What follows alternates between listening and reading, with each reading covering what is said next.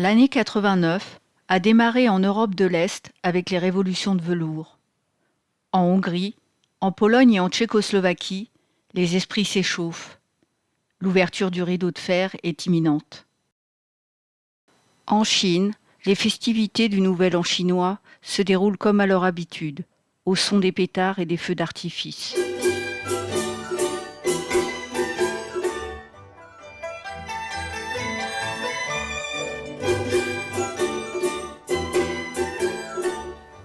Quelques semaines après la fête du printemps, le 25 février 89 est une date importante. Tout juste élu président des États-Unis en novembre 88, George Bush effectue sa première visite en Chine. Or, l'expérience des révolutions de couleur de ces 20 dernières années a montré que lorsqu'un dirigeant américain de haut rang, président ou secrétaire d'État, se rendait en visite officielle dans un pays considéré comme réfractaire à Washington, celui-ci faisait souvent l'objet d'une déstabilisation quelques mois plus tard. Le printemps de Pékin ne fait pas exception à la règle. Lors de ce 25 février 89, l'entrevue entre Bush et Deng Xiaoping est cordiale, sans plus. En vérité, Deng se montre particulièrement méfiant. Il devait sentir des intentions cachées du côté américain, car plusieurs de ses déclarations résonnèrent comme des avertissements.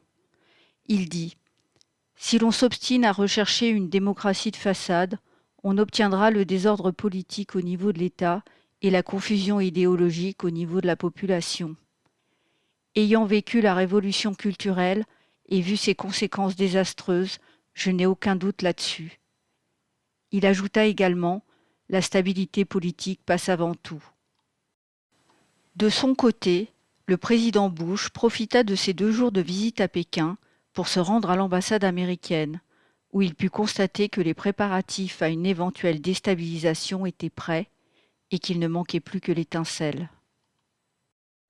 Pourtant, George Bush n'a pas confiance en l'ambassadeur américain Winston Lord, en raison d'une maladresse qu'il a commise et qui aurait pu éveiller les soupçons des autorités chinoises.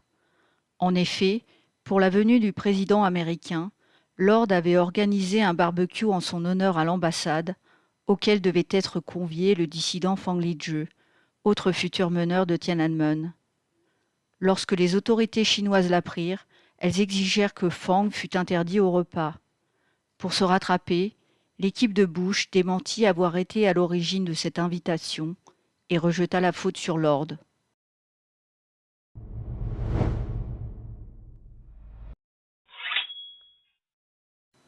Le 15 avril 89, Hu Yaobang, l'ancien secrétaire général du parti, de 80 à 87, décède. Cette mort va fournir à la partie américaine l'occasion rêvée pour lancer son printemps en Chine.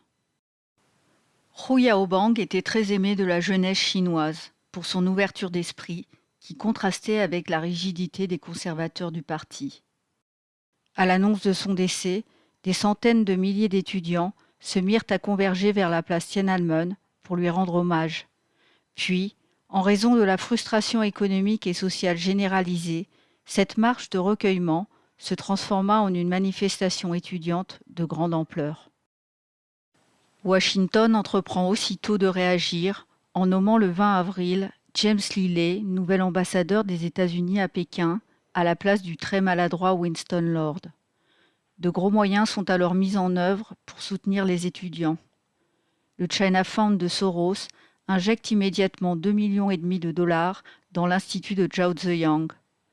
On leur fournit également des fax, des machines à écrire et des équipements pour mener une propagande massive. Vers la fin avril, à partir du siège du NED aux États-Unis, plusieurs courriers sont envoyés à des contacts en Chine.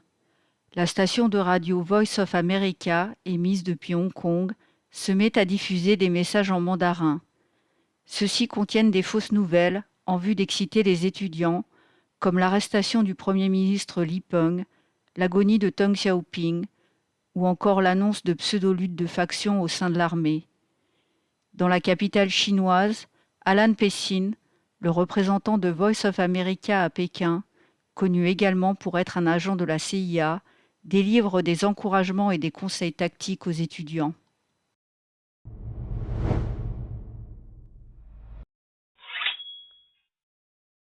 La direction chinoise commence à être gagnée par la nervosité. Le 26 avril, devant la passivité de Zhao Ziyang, le Premier ministre Li Peng et le général Yang Shangkun se rendent chez Deng Xiaoping dans sa résidence de Milyankou Rutong pour lui demander conseil. Rappelons qu'à l'époque, même si Deng était en semi-retraite, il présidait tout de même la puissante commission militaire. Son influence était toujours grande du fait de son statut d'immortel du Parti communiste. Au cours de cette entrevue, le petit timonier ne cache pas qu'il est pour la méthode forte. Il déclare qu'il faut mater la rébellion avec fermeté. Li Peng et le général Yang se rangent à son avis. Le 1er mai, lors d'une réunion du Politburo permanent, Li Peng entre en conflit avec Zhao Ziyang, qui, lui, pense que la répression serait inefficace contre le mouvement. Alors que la situation empire sur le terrain place Tiananmen et que les dissensions se creusent entre les 5 membres permanents du Politburo, Deng Xiaoping demande le 17 mai à la direction d'instaurer la loi martiale. Cette décision est soumise 2 jours plus tard au vote des 5. Les conservateurs Li Peng et Yao Yilin sont pour, les réformateurs Zhao Ziyang et Ru Qili sont contre. Quant à Qiao Shi, le chef de la commission de discipline, il s'abstient. À la fin de la séance, Zhao sait que Deng Xiaoping aura le dernier mot. Il donne sa démission. Ce jour-là, le 19 mai, il fera sa dernière apparition publique au milieu des étudiants, place Tiananmen. Le 20 mai, la loi martiale est décrétée. À partir de ce moment, selon l'ex-premier ministre Li Peng, toutes les décisions importantes seront prises par Deng Xiaoping. Il est alors le véritable homme fort de la Chine. Dès que le petit timonier tient les rênes en main, il s'empresse d'interdire du territoire le China Fund, l'ONG de Soros, soutien actif des protestataires et de Zhao Ziyang. Le 23 mai 89, l'ONG se retire de Chine. Mais la partie américaine ne se décourage pas pour autant. Le 28 mai, elle fait venir Gene Sharp à Pékin en tant qu'observateur. Sur place, le stratège américain travaille étroitement avec le Pentagone, la CIA et le NED. Il est en contact avec l'étudiante Chai Ling, figure importante de la manifestation, qui détient secrètement un visa américain. Et comme il l'expliquera lui-même dans son compte-rendu des événements, il cherche à prendre le contrôle de l'insurrection avec son équipe. Mais en cette fin de mois de mai, le mouvement commence à s'essouffler. La grève de la faim, entamée 15 jours plus tôt, s'épuise, faute de résultats. De nombreux étudiants y ont mis fin et souhaitent s'en aller. Mais Chai Ling harangue la foule pour les enjoindre à rester, même s'il faut verser du sang, dit-elle. Au même moment, un autre meneur, Wang Yam, appelle aussi à la violence. On apprendra par la suite que Wang était membre du MI6, des services secrets britanniques. La direction chinoise, quant à elle, a pris la mesure de ces agissements étrangers. Le 2 juin au matin, lors de la réunion du Politburo, en présence de Deng Xiaoping, le Premier ministre Li Peng déclare que des agents de la CIA ont infiltré le mouvement.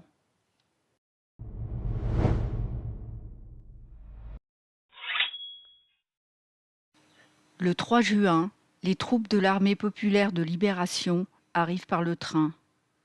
Le jour même, des manifestants vont à leur rencontre, munis de couteaux, de barres de fer et de cocktails Molotov qu'on leur a distribués. Il est important de souligner qu'avant le printemps de 89, il n'y avait pas de cocktail Molotov en Chine, l'essence étant rationnée à Pékin. Les manifestants s'emparent de camions de l'armée et de munitions, puis s'attaquent à des bâtiments gouvernementaux. L'armée, elle, continue d'avancer vers la place Tiananmen. Sur le chemin, les affrontements sont violents. Plusieurs soldats sont tués par des assaillants qui semblent trop âgés pour être des étudiants. Le 4 juin, à 4h10 du matin, les troupes, soit 2000 soldats, arrivent à Tiananmen. Les lumières sont éteintes sur la place. 4 meneurs du mouvement, Hou Detien, Liu Xiaobo, Zhou Tuo et Gao Xin, s'approchent des militaires pour négocier avec eux l'évacuation des lieux. À 4h30, les troupes annoncent par haut-parleur qu'elles vont laisser les étudiants s'en aller pacifiquement. 20 minutes plus tard, ceux-ci commencent à se retirer de Tiananmen. À 6h30, ils sont tous partis. Sur la place, personne n'a été tué ni blessé. C'est ce qu'a affirmé le leader étudiant et musicien taïwanais Ho De-tien, qui est resté jusqu'à 6h30. Il n'est pas le seul, puisque Liu Xiaobo, le prix Nobel de la paix 2010, qui est resté lui aussi jusqu'à la fin, déclarera la même chose dans son livre témoignage de 93, Les monologues d'un survivant de l'Apocalypse. Du côté occidental, si les médias étrangers n'ont cessé depuis ce jour de répandre la rumeur selon laquelle il y a eu un bain de sang à Tiananmen, il faudra attendre les révélations de Wikileaks en 2011 pour avoir la preuve du contraire. Dans un câble diplomatique secret daté du 12 juillet 89, l'ambassadeur James Lilley reconnaît lui-même qu'il n'y a pas eu de massacre à Tiananmen.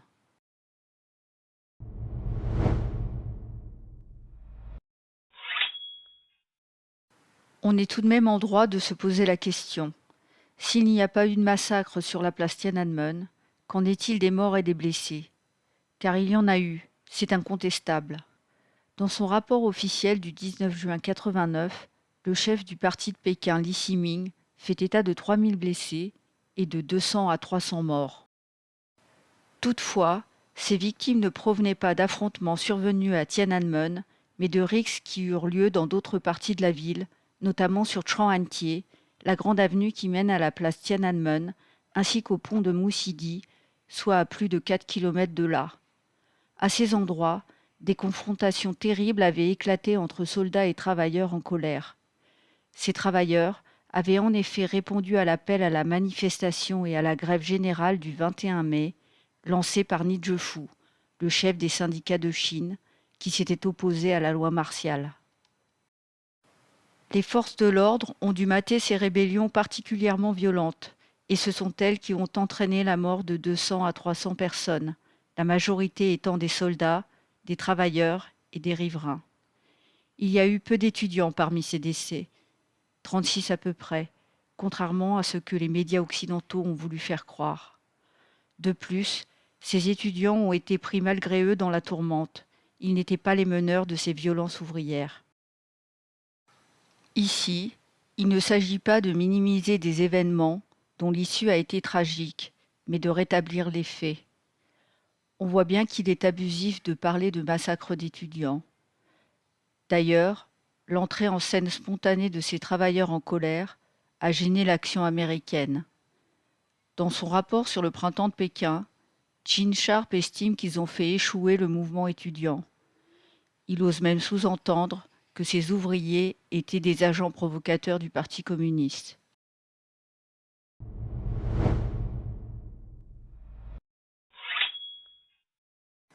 La période de l'après-Tiananmen est particulièrement intéressante à analyser.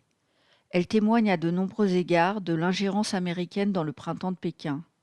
En suivant notamment l'évolution de nos trois acteurs clés, James Lilley, Zhao Ziyang et Gene Sharp, on voit bien que leur cheminement de carrière est révélateur de leur degré d'implication dans ces événements. James Lilley resta ambassadeur à Pékin jusqu'en 1991. Après l'échec du mouvement, il participera activement à l'opération Yellowbird mise en place par la CIA, qui permit d'exfiltrer, via Hong Kong, 400 leaders étudiants vers les pays occidentaux et principalement les États-Unis. Lilley déclarera des années plus tard que Washington avait été impliqué dans presque toutes les exfiltrations légales.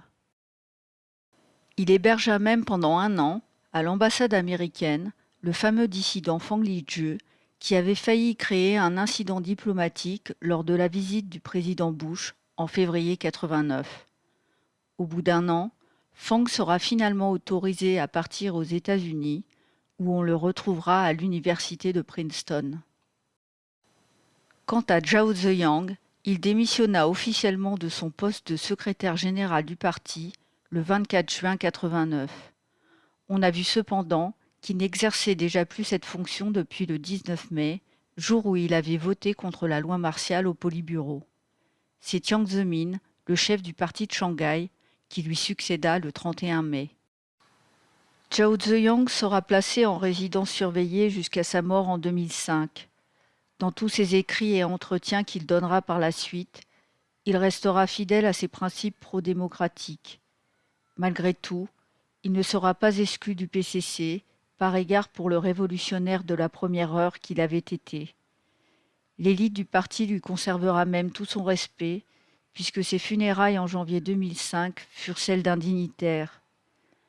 Zheng Qinghong, le vice-président de l'époque, viendra en personne lui rendre hommage au nom du Politburo. Tournons-nous enfin vers Gene Sharp. À la fin du printemps de Pékin, Sharp avait été arrêté le 6 juin et expulsé vers Hong Kong sur ordre de Deng Xiaoping. Mais loin d'être abattu par cet échec, le stratège américain était parti vers un autre théâtre d'opération où son action sera finalement couronnée de succès, l'URSS. Tout comme en Chine, Sharp et son Albert Einstein Institution s'employaient déjà depuis 10 ans à fournir toutes sortes de soutien aux mouvements séparatistes des républiques de l'URSS, en particulier les pays baltes. C'est au tournant de 90-91 que cette action en sous-main porta ses fruits, lorsque les 3 petits États firent sécession. La Lituanie déclara son indépendance en mars 90, la Lettonie en mars 91 et l'Estonie en août 91. Entre-temps, à la fin avril 91, Sharp avait effectué une tournée dans ces pays. Il est admis aujourd'hui que ces 3 sécessions ont été le point de départ de la chute de l'URSS.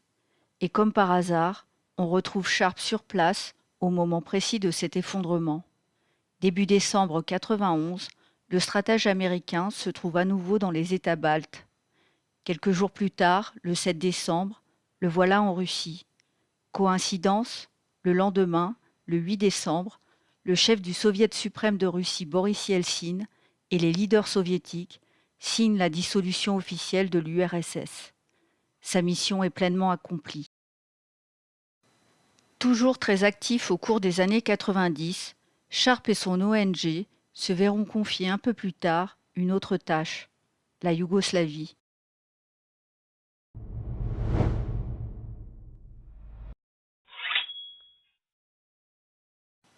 L'attitude adoptée par Deng Xiaoping pendant ces événements mérite qu'on s'y attarde, car elle a été déterminante.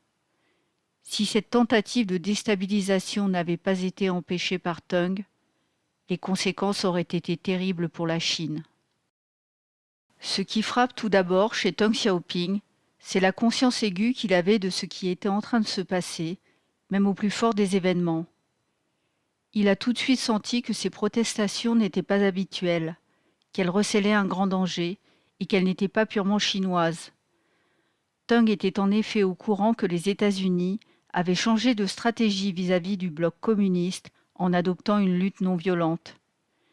Il savait que cette nouvelle stratégie consistait à, je cite, « livrer une guerre mondiale sans tirer un coup de fusil » et que le but des Américains était de renverser le régime pour instaurer une république bourgeoise inféodée à l'Occident.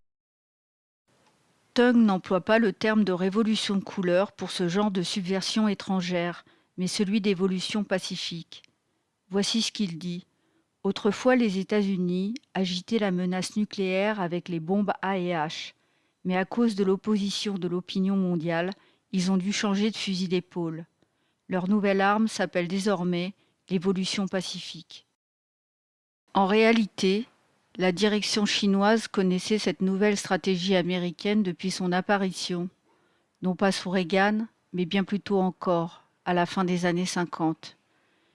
Pékin utilisait le terme d'évolution pacifique pour la désigner, car c'était l'expression même employée par John Foster Dulles, le secrétaire d'État américain pendant la guerre froide. Dulles l'utilisa dans 3 de ses discours, prononcés entre 58 et 59. Selon le vétéran Boibo, ces discours avaient été traduits par Lin Ke, le secrétaire de Mao, et avaient été transmis aux leaders du parti. Ceux-ci avaient pris très au sérieux cette volonté des États-Unis de renverser les régimes communistes par des moyens dits pacifiques. Deng Xiaoping, qui à cette date occupait le poste de secrétaire général du comité central, en avait été informé. Par conséquent, lorsqu'il analyse quelques mois plus tard ce qui s'est passé, Deng Xiaoping se montre très direct. En premier lieu, il déclare que les services américains ont piloté le mouvement. Dans son entretien du 31 octobre 1989 avec l'ex-président Nixon, il dit « Parlons franchement, les forces de l'extérieur ne sont-elles pas les principales responsables des émeutes qui ont eu lieu récemment à Pékin ? Ce qui est vraiment lamentable, c'est que les États-Unis sont profondément impliqués dans cette affaire et par-dessus le marché n'arrêtent pas de nous bombarder de critiques. La Chine est la véritable victime des événements récents. » Ensuite, le petit timonier a compris que sciemment ou non, Zhao Ziyang avait agi pour le compte de ses forces extérieures. Lors de son entrevue avec l'expert Li Zhengtao, il dit « Zhao Ziyang était clairement du côté des agitateurs et il a tenté de diviser le parti. En mai 90, Deng Xiaoping dédouanera même entièrement les étudiants en déclarant qu'ils avaient été manipulés. » Aujourd'hui encore, plus de 30 ans après, les États-Unis et médias occidentaux commémorent Tiananmen tous les 4 juin, en n'omettant jamais de parler de massacre afin de décrédibiliser la direction chinoise, toujours présentée comme une ignoble dictature communiste totalitaire. Cependant, la Chine a bien changé depuis 1989. Grâce à sa stabilité politique, elle a pu connaître un miracle économique sans précédent. Le pays a poursuivi son ouverture de manière progressive, fait émerger une nouvelle classe moyenne et sorti 700 millions de personnes de la pauvreté. Si le printemps de Pékin avait réussi, l'Empire du Milieu ne serait probablement pas aujourd'hui le grand rival des États-Unis, aussi bien au plan économique que technologique. Tout au contraire, Deng Xiaoping a souvent répété que si les meneurs du mouvement étaient parvenus à leur fin, c'eût été une catastrophe épouvantable. Car ce qui attendait la Chine, c'était le destin de l'URSS. Oui, imaginons un instant ce qui serait advenu. Zhao Ziyang aurait liquidé le parti et l'État central en instaurant une démocratie parlementaire. Puis, après avoir procédé à une libéralisation brutale, l'appareil économique se serait effondré. On aurait assisté à une vente massive des actifs de l'État aux grandes multinationales et aux groupes américains. Ironiquement, les protestataires de Tiananmen, qui souffraient du passage rapide de l'économie planifiée vers l'économie de marché, auraient obtenu l'exact opposé de ce qu'ils espéraient.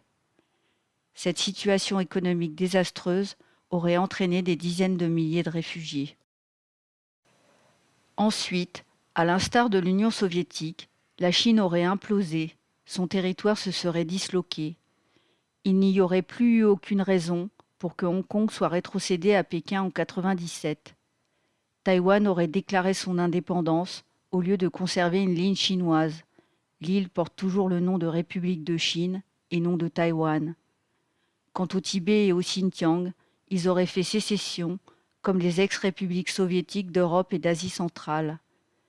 Dépouillée de sa souveraineté, cette Chine amoindrie aurait été économiquement et politiquement vassalisée par Washington.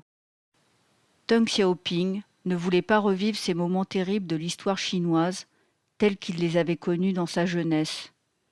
L'effondrement de l'État à la chute de la dynastie Qing en 1911, le morcellement du territoire pendant la période des seigneurs de la guerre de 1916 à 1928 et la colonisation étrangère maintenue depuis les guerres de l'opium jusqu'en 1949. Voici donc quelles auraient été les conséquences de cette fameuse révolution non violente. La misère, la famine, l'insécurité, la criminalité, l'exode, la destruction de l'économie et la soumission à une force étrangère. Deng Xiaoping le faisait remarquer. Dans une telle situation, comment aurait-il pu être question de droits de l'homme ? Cela aurait été un désastre mondial. Par sa lucidité et sa force de caractère, le petit timonier a donc bien été le sauveur de la nation chinoise lors de ce printemps 89.